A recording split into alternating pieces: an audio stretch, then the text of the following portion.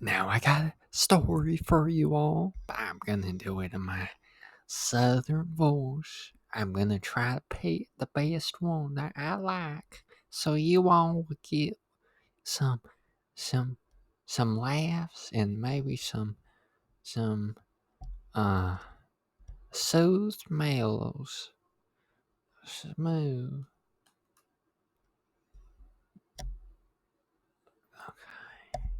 I'm on creepypasta.org.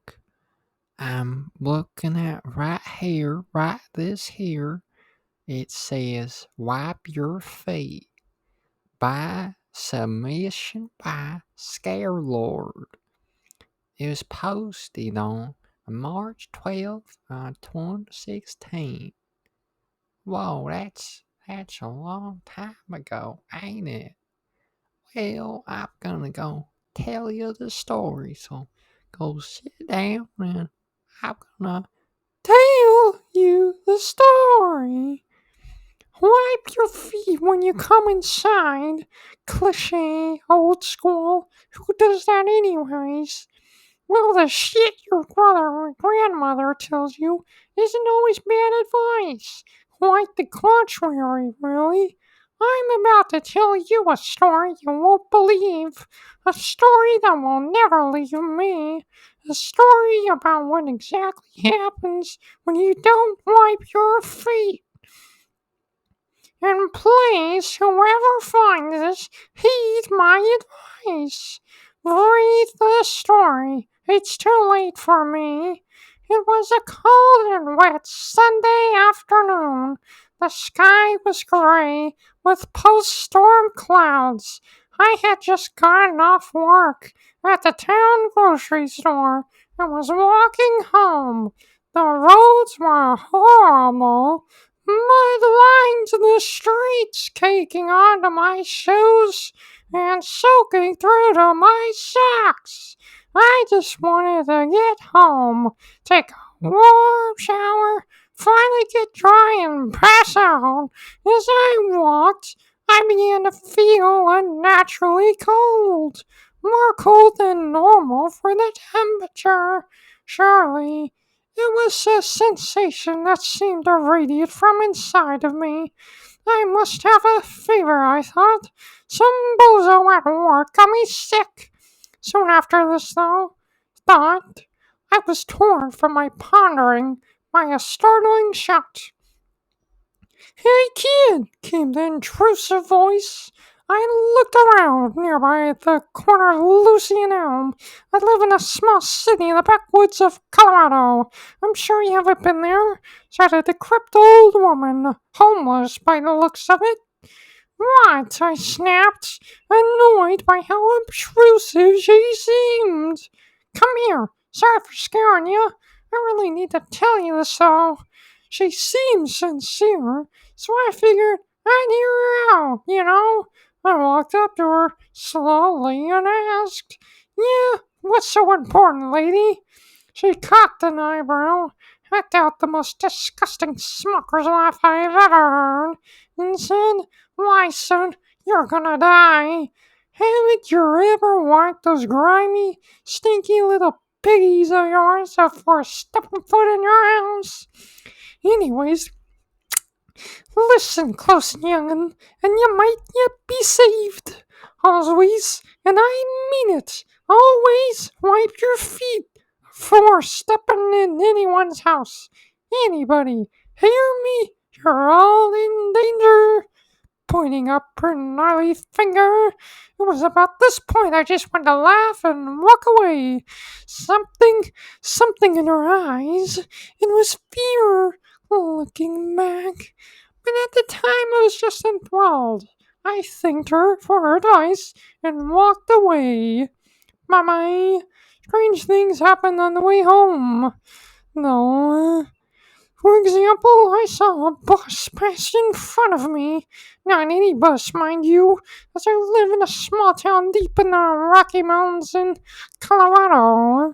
This was the town bus. It always has a picture of a homeless child on it, asking for whoever cares to call whatever scam agency is funding what the fuck ever charity they advertise to give them their money. I'm pretty sure it was an ad from the 90s. Well, they had an ad for Clorox wipes. Not only that, as that by itself might not have been so strange, but the ad was specifically for shoes. Yes, shoes. New Shugo brand Clorox wipes will clean the mold, dirt, and sweat right off of your finest work boots. Order now. Strange? I thought so.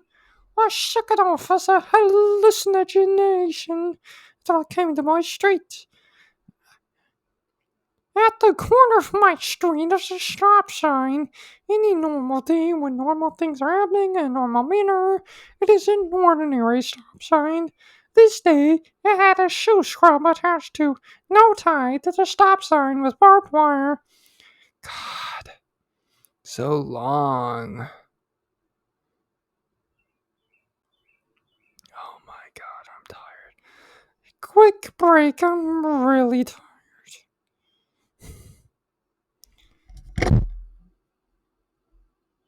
Holy crap, I'm on the top still.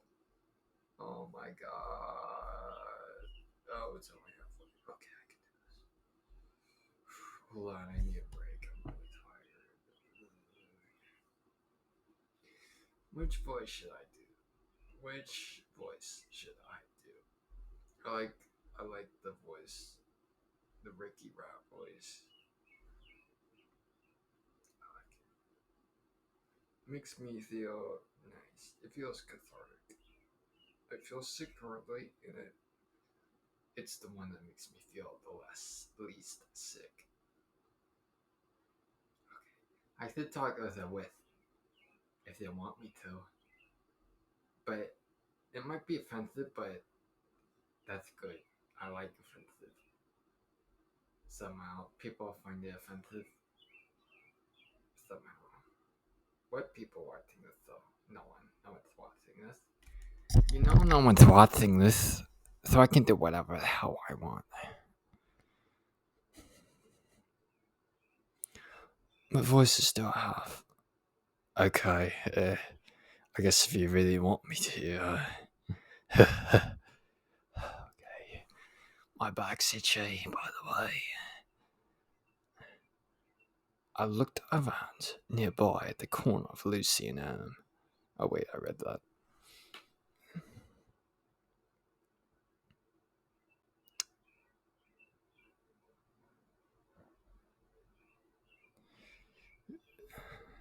New Shugo brand Clorox wipes will clean the mud, dirt, and sweat right off of your finest work boots. Order now. Strange? I thought so. I shook it off as a hallucination till I came to my street. At the corner of my street is a stop sign. Any normal day when normal things are happening in a normal manner, it is an ordinary stop sign. This day it had a shoe scrub attached to no tie to the stop sign with a barbed wire. A note hung off of one of the barbs, written on plain white paper. It said simply, God, I bit my tongue again. God damn it. This is the third time today I bit my tongue. Are you kidding me? Jesus. Okay. Where was I? Okay. It said simply, wipe your feet in red paint.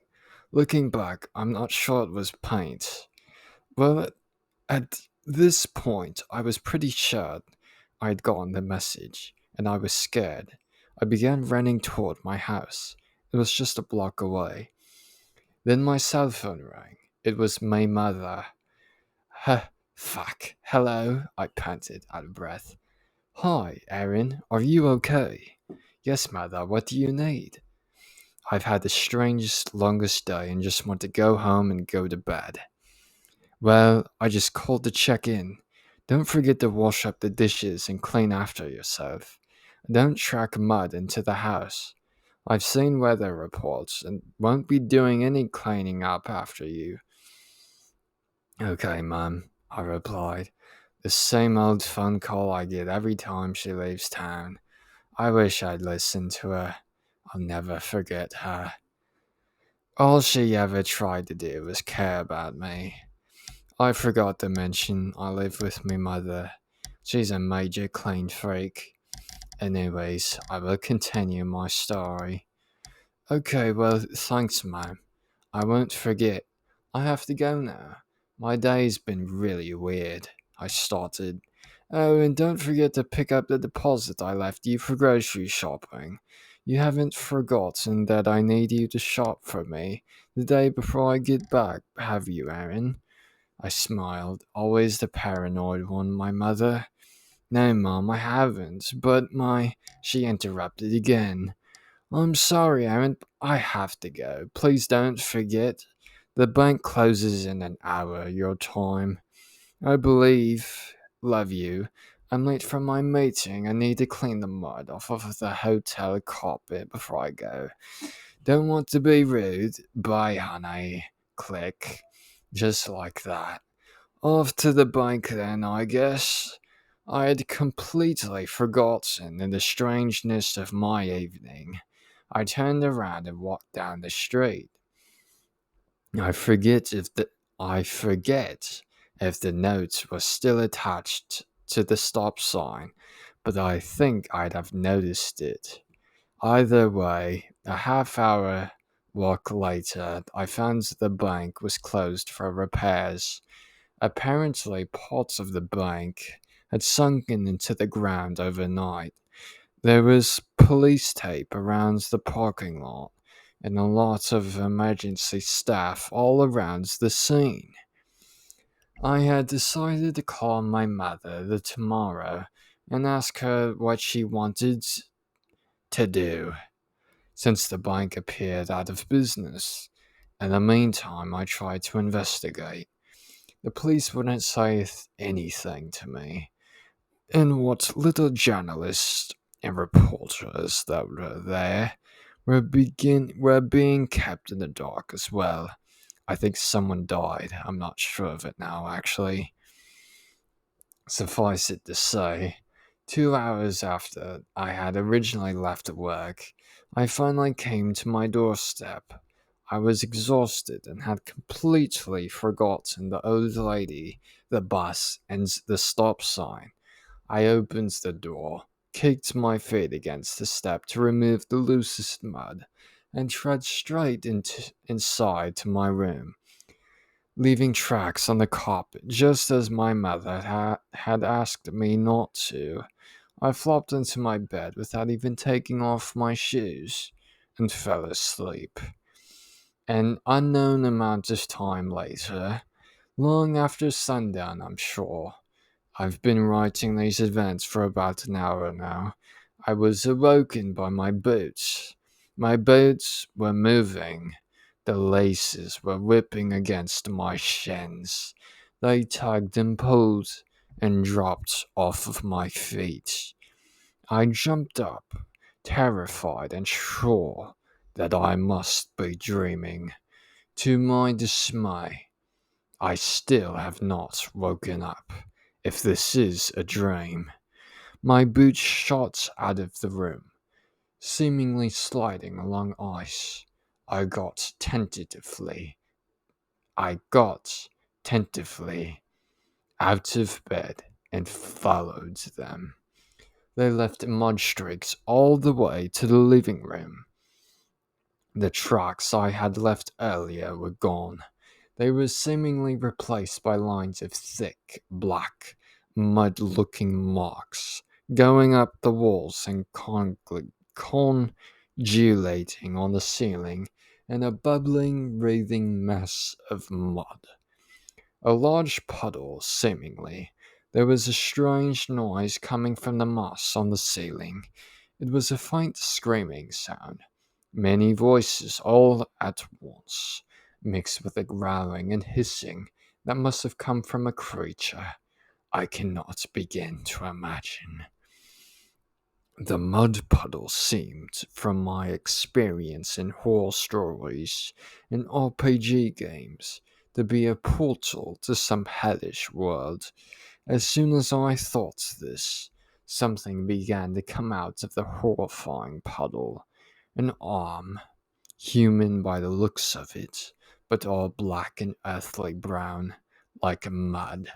The hand was webbed with a muddy black, tar looking substance, which was dripping off of the fingers onto the carpet. I was done. I had seen enough.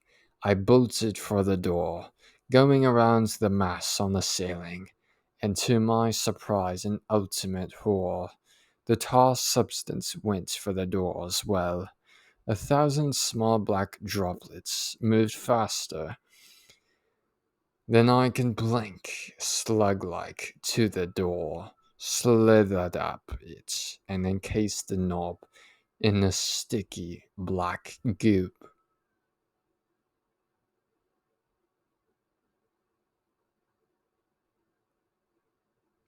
I dared not touch it, and opted instead to kick the door open. No dice. The door splintered under the force of my kick and swung inwards to reveal a sight that made my heart stop. Behind the door was a wall of mud and tar. In this wall were dozens of faces, seemingly encased in the mud, all with different looks of sheer horror on them. And right in the middle of this wall of terror, a familiar bank sign encrusted in the mud. I turned and ran for the nearest window. I threw open the blinds only to come face to face with my mother, or a mud portrait of my mother. She looked more terrified than I'd seen her in my entire life. I nearly vomited from fear. Swinging back around, I was dismayed to see the arm, coming out of the ceiling, had developed a shoulder in an egg shaped ball of mud, seemingly a head. The arm was swinging lazily, attempting to grab at my boots. I ran from the apartment. As I ran for the basement, as the basement door was the only locking door in our tiny 1.5 story house, the half being the tiny unfinished basement. It was more of a storage cellar, 200 square feet and made entirely of smooth garage floor concrete. I locked the basement door behind me and ran downstairs, sitting in the corner. It has been about 20 minutes, judging by my phone, which has recently died. I was using it to type out these events in my notes app. Now I'm writing this shit on some sticky notes with a near dead pen I found in my mother's sewing equipment. About 10 minutes ago, I heard a thump coming from overhead. I think that thing, whatever it is, has finished spawning out of whatever portal that mud created. I need to listen to old crazy women in the future. If I have a future. Oh god, what does it want? What does it? I just tried the basement door. The entire thing was coated in mud. I'm trapped. We have no windows down here. I don't think it would matter if we did. The door just opened. It's coming down the stairs. It is wearing my boots. It looks just like me. Oh god, make it stop. End document. This is a transcription of notes found in Erwin Kumboldt's phone. The residence of before mentioned and his mother, Anna Marie Kumboldt, has gone missing, seemingly overnight, with no eyewitness reports or disturbance reports from any of the surrounding neighbors. In place of the foundation of address removed was a large crater filled with tar. Retrieval teams were able to remove most of the tar and found only Aaron's phone, boots with DNA matching Aaron's, and a pad of sticky notes. They were all strangely preserved and unharmed by the tar. This report is being matched to a nearly identical report involving Aaron's mother, the aforementioned Anna Marie Kumboldt, where a motel room in California was sunken into the ground, left behind a similar pit of tar. Only her phone with a voice message following and her boots were retrieved. Another report came a day earlier for the bank of town's name removed. 13 people total have gone missing in these reports. Further investigation is pending. Following is a transcript of the voice message found on Mrs. Kumboldt's phone. Miss Kumboldt's phone. Indecipherable noise.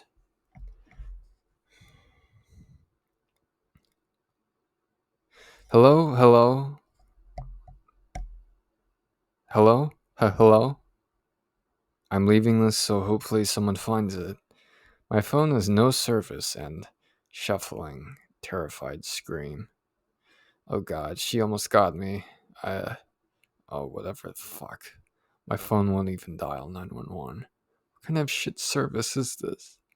Anyways, there is a thing. Me, but not me. Mud me. It came out of the wall. I came back from my meeting. More screaming, voices becoming more frantic. Oh god, why? Message ends. Report written March 2nd, 2015. Lieutenant Damon Rucher, Colorado State Parole. This story was named Wipe Your Feet by Scareboard. I know the beginning wasn't serious, but sometimes when I don't feel well, I don't know, it gives me an outlet to just be stupid. And I feel better and I can be serious again. That's why I have my creepypasta readings before. Some are actually serious, and some are not. I think I'd like to in the future do more serious ones because recently times have kind of been hard. So I've been doing a lot of stupid videos.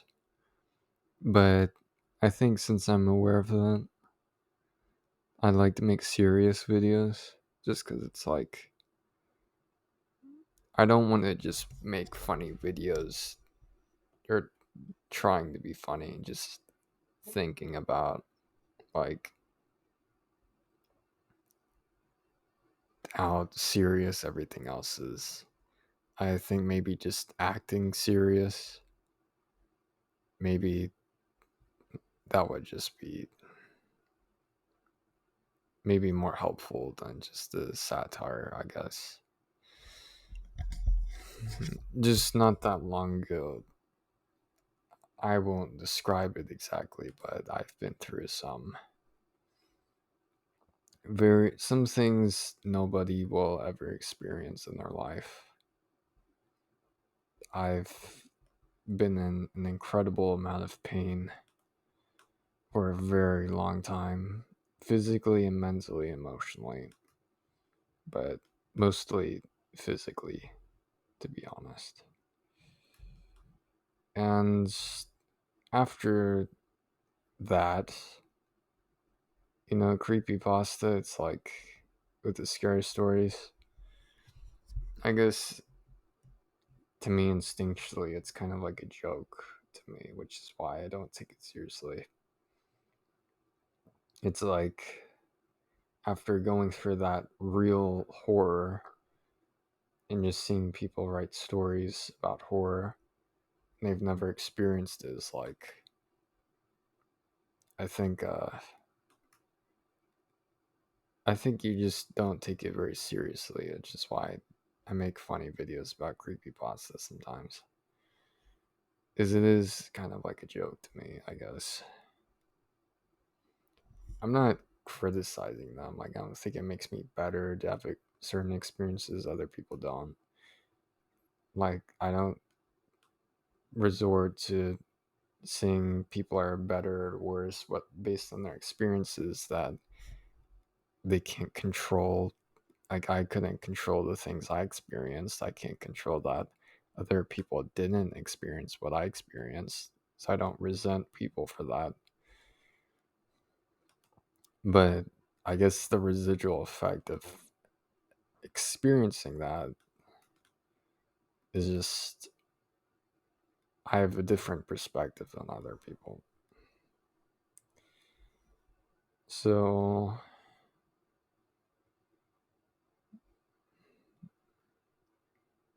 and if people ask about it, I probably just won't talk about it. Probably not.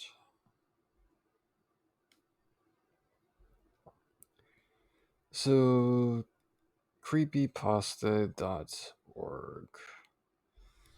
I used to read this during my teenage years, under the covers in my bed, just reading these stories just in the night. You know, it was very peaceful. It's like a controlled fear. It's like you can just type words on paper and you start fearing something. But in the real world, it's like, doesn't matter how many of those words you've written down that you delete or change, you can't rewrite the past in the real world. But you can write the future. You know, the things you write on paper, they do affect the future. And the future is going to be your past and somebody else's past. So I guess if you want to change the future, write a story that's meaningful to people. Creepy pasta in general is like, it's kind of like a video game, I think. Is like, you're not going into it expecting like it to fill in your deepest needs. It's more for like entertainment and to get something out of it, just like knowledge about some knowledge about the real world. I think when people don't, they expect it to fill in the need that's much deeper than that, they'll be disappointed. It's like video games, TV, stories, they're not a substitute for real world experiences that I think everyone should have, like having friends, having a successful uh, income. I wouldn't say job, that's boring. Just having their own house, things like that. I think the important thing to take away from this video is to ask yourself, you know, um,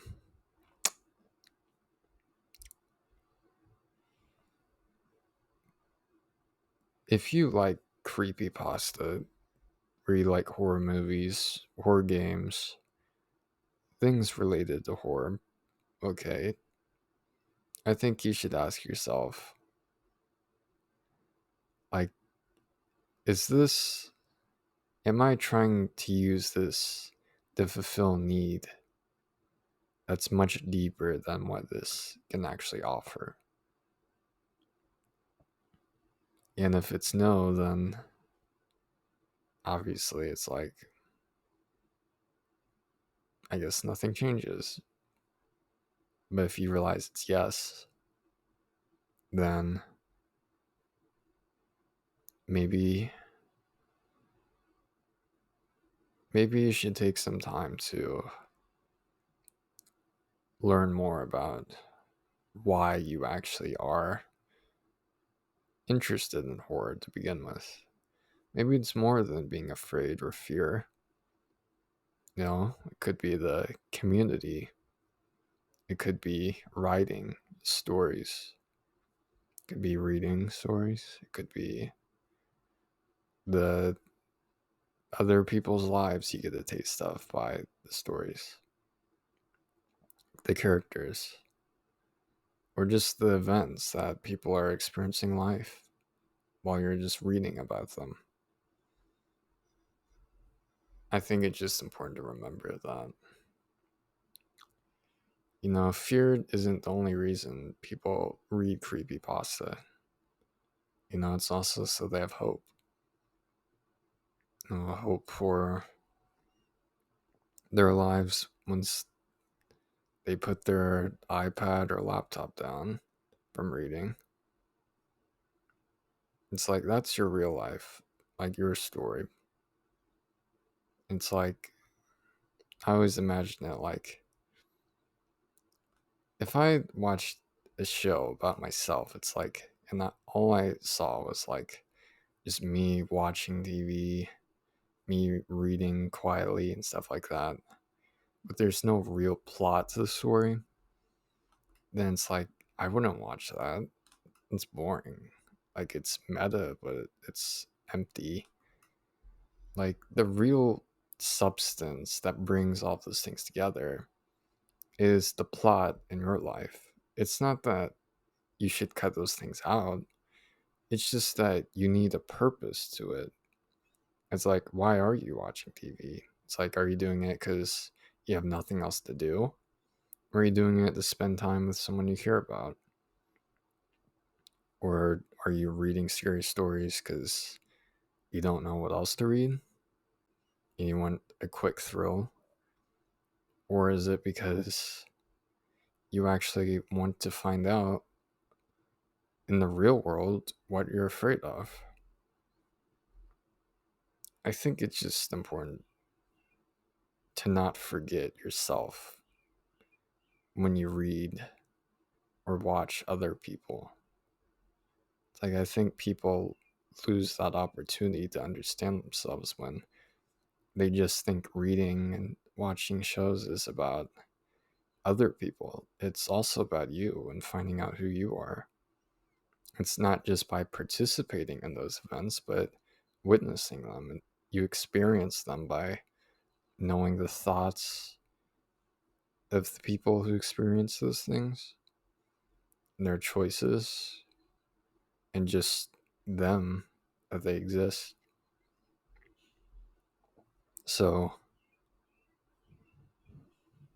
I think that I wish someone told me that when I was a kid and I read Creepypasta. And I hope that means something to you. So thanks for listening, and I'm going to sign off. Sayonara.